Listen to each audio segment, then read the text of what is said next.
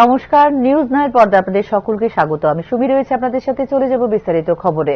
সদ্যজাত চুরি হলে বাতিল করা হবে হাসপাতালের লাইসেন্স। মঙ্গলবার এই ঐতিহাসিক রায় দিল সুপ্রিম কোর্ট। শুধু তাই নয়, শিশু পাচার সংক্রান্ত সব মামলায় 6 মাসের মধ্যে বিচার প্রক্রিয়া সম্পন্ন করার জন্য সব রাজ্যকে নির্দেশ দিল সুপ্রিম কোর্ট। কোন হাসপাতাল থেকে সদ্যজাত চুরি হলে সবার আগে ওই হাসপাতালের লাইসেন্স বাতিল করা হবে। মঙ্গলবার শিশু পাচার সংক্রান্ত এক মামলার শুনানিতে এমনটাই জানিয়েছে সুপ্রিম কোর্ট। শিশু পাচার সংক্রান্ত সব মামলায় 6 মাসের মধ্যে বিচার শেষ করতে হবে বলেও এদিন নির্দেশ দিয়েছে সুপ্রিম কোর্ট।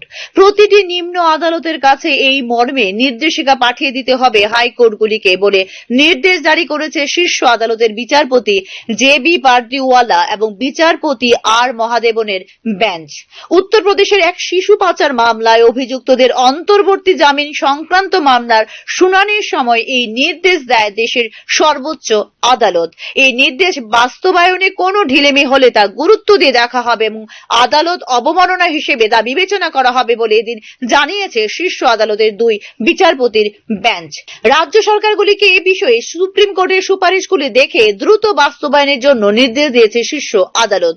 শিশু পাচার সংক্রান্ত মামলা দেশের কোন আদালতে কতগুলি বিচারাধীন রয়েছে এবং মামলাগুলি বর্তমানে কোন পর্যায়ে রয়েছে তা নিয়েও তথ্য সংগ্রহের জন্য প্রতিটি হাইকোর্টকে নির্দেশ দিয়েছে সুপ্রিম কোর্ট।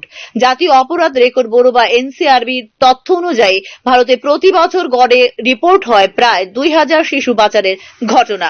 2022 সালে এইরকম মামলা রেকর্ড করা হয়েছে 2250টি। শিশু পাচারের ভয়াবহতা তুলে ধরার পাশাপাশি এই অপরাধ রোধে আরো কঠোর পদক্ষেপের প্রয়োজনীয়তার ইঙ্গিত দেয় এই পরিসংখ্যান। শিশু পাচারের বিরুদ্ধে একটি শক্তিশালী বার্তা দিয়েছে দেশের সর্বোচ্চ আদালতের এই রায় বলে মনে করছেন আইনি বিশেষজ্ঞ মহল। শিশুদের নিরাপত্তা নিশ্চিত করতে প্রয়োজন সরকার, প্রশাসন এবং সমাজের সম্মিলিত প্রচেষ্টা। হাসপাতালগুলোর উপর কঠোর নজরদারি এবং অভিযুক্তদের বিরুদ্ধে দ্রুত বিচার নিশ্চিত করার কথা বলা হয়েছে আদালতের রায়ে। এই নির্দেশিকা বাস্তবায়ন করতে পারলে শিশু পাচারের মতো গুরুতর অপরাধ অনেকাংশে নিয়ন্ত্রণে আনা সম্ভব হবে বলে মনে করছেন সংশ্লিষ্ট তথ্যবিজ্ঞ মহল। Bureau report, news now. আবারও একবার বাতিল হলো আগরতলা সাবরুম যাত্রী রেল পরিষেবা। এক্ষেত্রে 5 মে পর্যন্ত বাতিল করা হলো আগরতলা সাবরুমে দুপুরের রেল।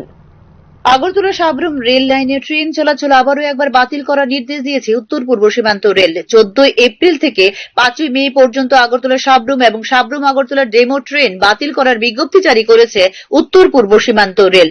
এই ক্ষেত্রে ট্রেন পরিষেবা বাতিলের কারণ জানায়নি উত্তর পূর্ব সীমান্ত রেল কর্তৃপক্ষ। তবে রেল লাইনে কাজ করার কারণে ট্রেন চলাচল বাতিল করা হয়েছে বলে জানা গেছে প্রাথমিকভাবে। সাধারণত রবিবার দুপুর 1:40 সাবরুমের উদ্দেশ্যে প্রস্থান করে 756 আর ডেমো ট্রেনটি। আবার বিকেল 4:30 তা রওনা দেয় আগরতলার উদ্দেশ্যে। এই দুটি ট্রেন গত 5 এপ্রিল থেকে 12 মে পর্যন্ত আগে এক দফায় বাতিল করেছিল উত্তর পূর্ব সীমান্ত রেল। পরে আবার 13 এপ্রিল একদিনের জন্য দুটি ডেমো ট্রেন চলাচলে নেওয়া হয় সিদ্ধান্ত। অর্থাৎ গত রবিবার একদিনের জন্যই আগরতলা সাবরুম রেল লাইনে পরিষেবা দেয় এই ডেমো ট্রেন। আগের নির্দেশিকায় যেখানে 12 মে পর্যন্ত বাতিল করা হয়েছিল এই ট্রেন, এবার তা বাতিল হয়েছে 5 মে পর্যন্ত। Bureau report, news now. 1961 সাল থেকে রাজ্যের সংস্কৃতি জগতে বিশেষ ভূমিকা রয়েছে ত্রিপুরা রবীন্দ্র পরিষদের।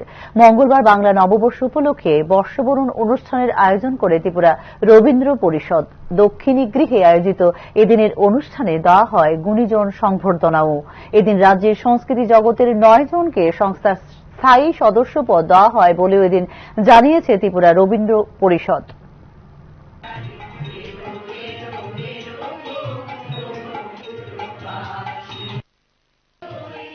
এই শহরে আলোকিত, সংস্কৃতি সমৃদ্ধ এবং সমাজ সেবায় নিবেদিত যে গুণীজন আছে তাদেরকে আমরা যথাসাধ্য শ্রদ্ধার সঙ্গে এবং বিনয়ের সঙ্গে আমাদের সম্বর্ধনা জ্ঞাপন করে থাকি।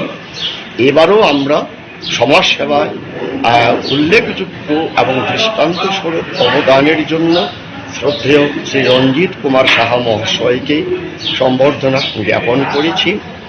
সঙ্গীত শিল্পী, নাট্যশিল্পী তথা রাষ্ট্রপতি পুরস্কার প্রাপ্ত শিক্ষক শ্রী শুভ্রাংশু চক্রবর্তী মহাশয় এখনকার মতো সংবাদ এই পর্যন্তই। পরবর্তী সংবাদ দেখতে চোখ রাখুন নিউজ 9 পর্দায়। নমস্কার।